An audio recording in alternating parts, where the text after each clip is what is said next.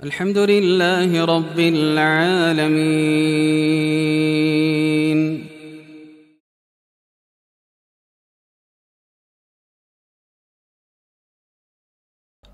Bismillahirrahmanirrahim.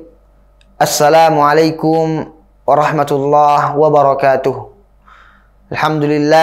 Alhamdulillahi rabbil alamin. Allahumma lakal hamdu hatta tarda, walakal hamdu idza radit, walakal hamdu ba'da ridha. Allahumma salli ala nabiyyina Muhammadin sallallahu alaihi wasallam, al-mab'uuthi rahmatan lil alamin, wa ala alihi wa ashabihi ajma'in. Qala Allah subhanahu wa ta'ala fi kitabihil karim, ba'da a'udzu billahi minasyaitonir rajim. Ya ayyuhalladzina amanu kutiba alaikumus shiyam kama kutiba alal ladzina min qablikum la'allakum tattaqun. Para pemirsa yang dirahmati Allah Subhanahu wa taala, bulan suci Ramadan adalah bulan yang sangat agung. Bulan yang tidak seperti bulan-bulan yang biasa.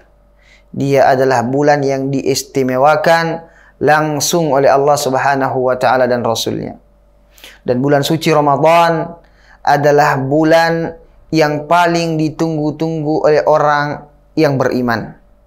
Karena memang janji Allah Subhanahu wa taala pada bulan suci Ramadan ini adalah janji yang luar biasa besarnya kepada hamba-hambanya yang maksimal dalam beribadah pada bulan suci Ramadan.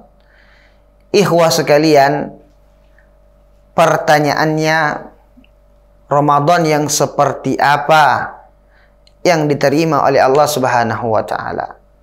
Apakah puasa yang biasa-biasa saja, ataukah puasa yang kemudian puasa tadi itu adalah puasa yang berkualitas? Kita akan jawab insyaallah pertanyaan ini, bagaimana agar Ramadan kita menjadi Ramadan yang luar biasa, Ramadan yang berkualitas. Para pemirsa yang dirahmati Allah Subhanahu wa taala, kita sering mendengar tentang perkataan dari salah seorang ulama tabi'in. Beliau mengatakan bahwa kita dulu menunggu 6 bulan lamanya berdoa kepada Allah agar dimasukkan dan dipertemukan dengan bulan suci Ramadan. Dan kita setelahnya 6 bulan selalu berdoa dan takut. Ya Allah, apakah amalan ibadah kami yang maksimal, salat kami di malam hari, puasa kami di siang hari, tilawah Quran kami yang berapa kali kami hatamkan, apakah diterima oleh Allah Subhanahu wa taala? Mereka takut. Mereka berdoa selama 6 bulan. Maka jamaah sekalian dirahmati Allah Subhanahu wa taala, nasluku maslakahum wa nadhhabu ma yadhhabuna ilaih. Kita mencontoh dan meneladani mereka bahwa bulan suci Ramadan adalah bulan yang istimewa, maka keistimewaan ini harus kita dapatkan, harus kita kejar. Dengan caranya bagaimana? Dengan cara beribadah semaksimal mungkin di bulan suci Ramadan. Rasulullah sallallahu alaihi wasallam membedakan bahwa di antara orang yang berpuasa ada yang mendapatkan nilai puasa yang maksimal, ada yang mendapatkan nilai puasa yang setengah, bahkan ada yang tidak mendapatkan dari puasanya kecuali rasa lapar dan rasa haus. Rubba shaimin, alangkah banyak orang yang berpuasa, laisa lahu min siyamihi illa al-ju'i wal 'atash. Dia tidak mendapatkan dari puasanya kecuali rasa lapar dan rasa haus. Apa penyebab? Kenapa kok bisa ada orang yang berpuasa di bulan suci Ramadan tapi tidak mendapatkan apa-apa? Ada banyak sebab.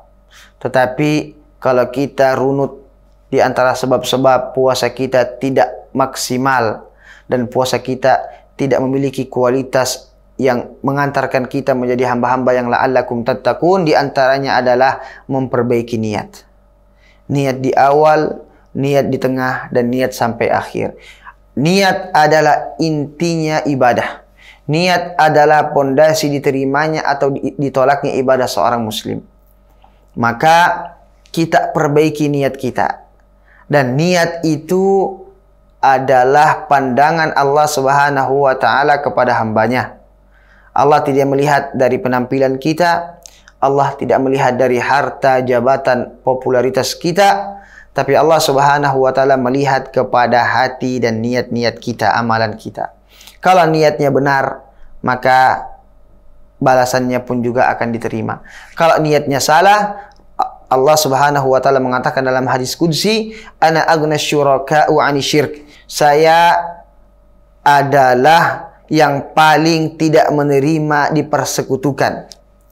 Bahkan sekecil biji zarrah pun kita mempersekutukan. 99% amalan untuk Allah, tapi ada 1% untuk popularitas, untuk mendapatkan aradun minad dunya, untuk mendapatkan pujian dari orang misalnya, maka Allah menolak itu karena Allah tidak menerima kecuali 100% ikhlas karenanya. Yang pertama adalah keikhlasan.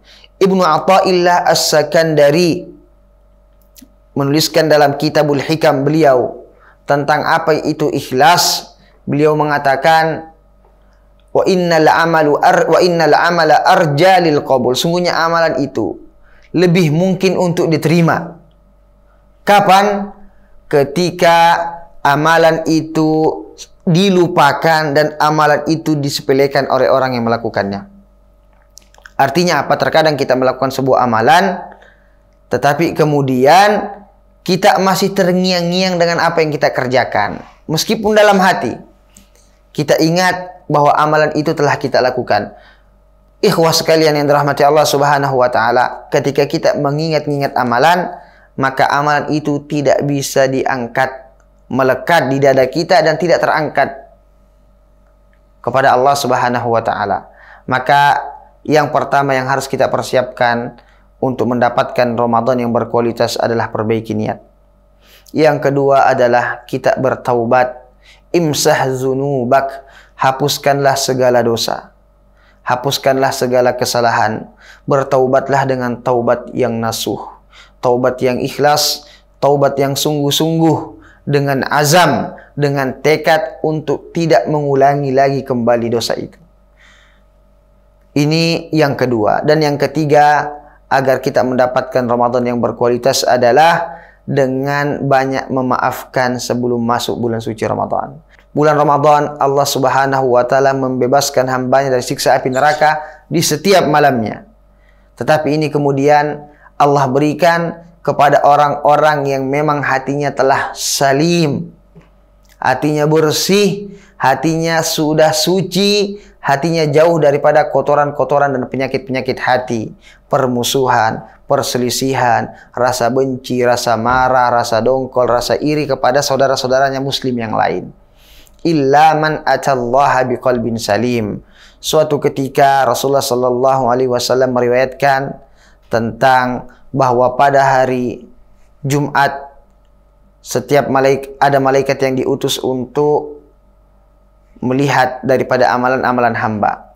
Dan setiap hari Senin dan Kamis amalan-amalan itu diangkat kepada Allah, kecuali dua orang yang bersaudara, dua orang muslim yang di antara mereka ada permusuhan.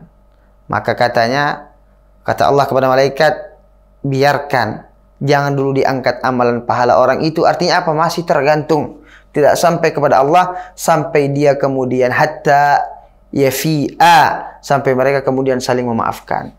Falyafu wal yasfahu, maka maafkanlah, maka berilah maaf, maka ampunkanlah. Ala tuhibbuna ayyaghfirallahu lakum, tidakkah kalian juga menginginkan ampunan dari Allah Subhanahu wa taala? Barakallahu fikum. Aqulu qawli hadza wa astaghfirullahal azim. Assalamualaikum warahmatullahi wabarakatuh.